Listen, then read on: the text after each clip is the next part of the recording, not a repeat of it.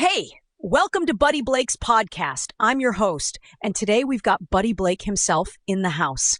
He's a real estate agent here in Wilmington, North Carolina, and he's got something really important he wants to talk about: the world of closings for sellers. And honestly, from what I've been hearing, this is something a lot of people don't think about until it's too late. So, Buddy, thanks for being here, man. Hi, my name is Buddy Blake, and I'm a real estate agent here in Wilmington, North Carolina. And I just wanted to have a conversation about today's world of closings for sellers. I work primarily with home sellers. I'm very good, I think, after all these years at negotiating, having real hard conversations up front, setting realistic expectations, not just telling sellers what they want to hear. And, also just sharing the news that all the marketing in the world is wonderful, but that is not typically what sells your house. It's going to be your pricing strategy. And then once we get it under contract, it's going to be all the steps that it takes to get through there. And I think experience matters more than ever in this market, especially this market. Okay, so you're talking about something really fundamental here: pricing strategy, experience, all that stuff. But then you pivot to something super specific about North Carolina being an attorney closing state. I gotta say, I didn't even know that was a thing. So break that down for us. What does that actually mean for sellers? One of the things I wanted to tell you that we are transitioning to slowly, but maybe more quickly, is in North Carolina, it's an attorney closing state, which means you have, whereas a lot of states, title companies close deals, but typically attorneys in North Carolina close deals, and they work for the buyer. And then there's the other side where the seller, it's called seller document preparation. Well, the same closing attorney can do the seller docs, and there's nothing wrong with that because there's typically a little bit of discount for that. And the fees can be anywhere between $250 and $400 and some dollars, whatever, depending on the complexity. Now, if you have to have a mobile notary, like if you live out of town, it can be more than that. But one thing that we're starting to struggle with is because attorneys get busy, economics play into it. They don't necessarily have, enough staff to take care of everything, whereas it used to be, it was pretty commonplace for a seller to have a scheduled time to come in, sign the documents. The attorney would come in, go over the documents, answer questions and things like that. That's just not the way it's done in most cases, unfortunately. Now, literally, we had an instance where it could be done in a reception area right in front of other people, which was very not good. And it's just not the way they do it. They just tell you to come by any time. But that's a big deal. If you're selling your property, that is one of the final steps to selling. That's not the settlement statement where all the numbers are, but signing the deed has to be done a few days before closing in North Carolina so that the closing attorney can then make sure the title insurance is okay with the deed, the way it's transferring. Deed, and it has to be a wet signature, which means notarized real signature, not electronic. And then it has to be recorded at the county registered deeds office.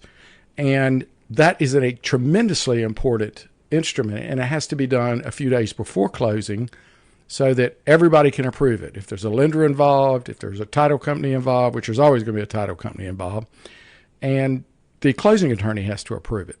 Wow. Okay. So you're saying that the way it's been done, where the buyer's attorney just handles the seller docs on the cheap, is starting to show some real cracks. And you're moving toward actually having sellers get their own representation. But here's what I'm curious about. You mentioned this case you just closed today with all the estate stuff and the step-up basis complications. That sounds like it could have gone sideways pretty quick without the right attorney.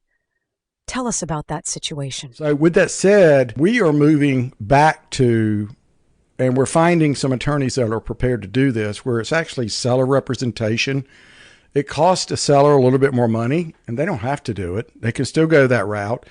But there's so many questions that need to be answered. And as a real estate agent, I can't answer definitively tax information, step-up basis. I can give them words to ask and questions to ask and point them in directions where they do need an attorney to talk through things. And to give you an example, we just closed one today, and it was a family situation. It was an estate, which there's a lot of those. And there's all kinds of step-up bases involved. And it was actually a few different transactions all put together, and it kind of dominoed. And I sent them to an attorney that I've known for going on 30 years. He's a friend of mine. He is working, but he doesn't do closings anymore, but he represents sellers, and he does a lot of commercial deals, writes leases, subdivision stuff, very complicated stuff. In my opinion, he's one of the probably most brightest minds still around in the business, but he works till 12 every day, and he does his own work. There's no paralegals, no assistants involved now because his stage of his business, he's been able to focus on what he likes to do, and he bills by the hour. So to give you an example, in this situation, come to find out, and of course we don't know it, there's situations where estates aren't closed properly by another attorney, deeds aren't cut, step-up basis aren't done, and all of these things can have tax consequences, not just for the sellers now, but for generationally. It can create situations that could be remedied if they had a consultation. So I just had one today, and it went really well, and it got a little bit complicated, to be honest, on our side because of all the moving parts. I'll not go into the details because it's kind of private. But long story short is, and my attorney friend, his name is Alan. He's also been a partner with me on different ventures over the years, and we still own a building together. But in the end, he was able to sit. First off, he answers the phone call. He talks to him. You have direct access to the attorney, conversations about things to make sure everything's perfect. Then he sits down with you and he goes over all these questions. He explains, hey, you might want to get an appraisal to make sure that if there's ever an audit or anything like that, so you've got the fair market value as of the time of the deceased passing, and then you getting the property. Now, you may never need that, but you could need that. And in the case of this is a large transaction, and it also led to an even larger transaction, and it could have been hundreds of thousands of dollars in taxes, but he was able to advise them of these things. Okay, so this is the thing. You're saying hundreds of thousands of dollars in potential taxes could have been missed if Alan hadn't been involved. And he's charging more. Yeah. But you're actually getting access to someone who understands the full picture. I think what's wild is you also acknowledge that you and other realtors are part of the problem, right? Like you're calling attorneys last minute, asking them to jam deals in. So it's kind of a vicious cycle. There's no way that the buyer's attorney who's doing the deed prep for a couple $100, $200 or $300, is going to be able to do that. First off, you're likely not going to get a slotted time to come in, and you're probably may or may not be able to get the attorney on the phone. And I just had a recent situation. I was trying to close a deal and I couldn't get attorneys on the phone. And I'm involved in the transaction as a real estate agent. And that's no slant on attorneys. A lot of them are understaffed because things have started picking back up. And, when things slow down, we all have to make decisions and cut back. Well, now you got to get the staff back. You got to get them trained. Well, that takes time. And then it's hard to say no to opportunities. And then when you got a bunch of realtors like me calling you left and right, hey, can you work this in? Can you work this in? All at the last minute, it does create trouble for attorneys. And there are some wonderful attorneys in this area. I'm happy to share numerous ones. And I've got my favorite ones that I've used and I do my business with, but I've also got my ones that I prefer not to deal with too. Nothing against them personally. It's just, it doesn't happen well. But I just want to tell you that if you're a seller and you're selling a piece of property, now if it's a simple transaction, no big deal, you live there, all these things, there's nothing wrong with letting the buyer's attorney doing the seller documentation. Nothing wrong at all about it. But if there's any complication, if there's an estate, if there's inheritance, if there's tax implications, if there's flaws in the title, if there's liens, if there's judgments, it really behooves you to get seller representation with an attorney. It will cost you not thousands of dollars more. I'm talking about going from $400 to maybe $600 or $700. And that way you actually get some time to ask questions, make sure you're doing it right. And so many times it blends in the questions around other things that you need planning for. Hey, I was thinking about, I need some help for this. Maybe you need a life estate. Maybe you need a trust. You want questions about it. They can also answer those questions. But if you just do it the way it's going now, which everybody's just thinking about cheap, cheap, cheap, you never really get that professional advice. And we're going to start moving back to that and slowly. I love that you're being honest about that. You're not just blaming attorneys.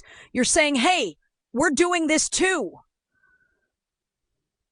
But the bottom line is, and correct me if I'm wrong, if there's anything complicated about your sale, you should probably invest a couple $100 extra to get your own attorney who actually has time to sit down with you and think through the whole picture, right? Process down just a little bit. We're going to offer it. Obviously, our seller clients have the decision to do whatever they want to do, but I am finding it more and more valuable to put it in the hands of an attorney that will make the time to schedule the time, and they're charging for the time, to sit down, have a conference, and talk through things, not just in the lobby, have someone sign, notarize here. So again, that is not a slant on that process. That is the way we've done it for years. It is the way most of the transactions are done, at least in our area in North Carolina, a tremendous amount of them. But I know that we are working into doing that and having those conversations with sellers on the front end, because some of these things, once you close it and you're done, you can't go back and fix it. So you need somebody that's an attorney that really understands all this stuff and the unintended consequences to get this done. So if you're selling a house and you're not with me, that's fine. I'm happy to share who I would recommend. And there's a couple, but there's one in particular. But otherwise, I'm glad to have a conversation about this. And again, I really want to say there's some great attorneys that we work with in this town, and I've worked with for decades, and they're fantastic. But they can't do everything, because I'm sitting here saying this, but then I'll pick up the phone and I'll call an attorney and say, hey, can you jam this deal in? Which, all of a sudden we got this cash offer and it needs to close in 10 days. Can you do the title search? Can you get everything done?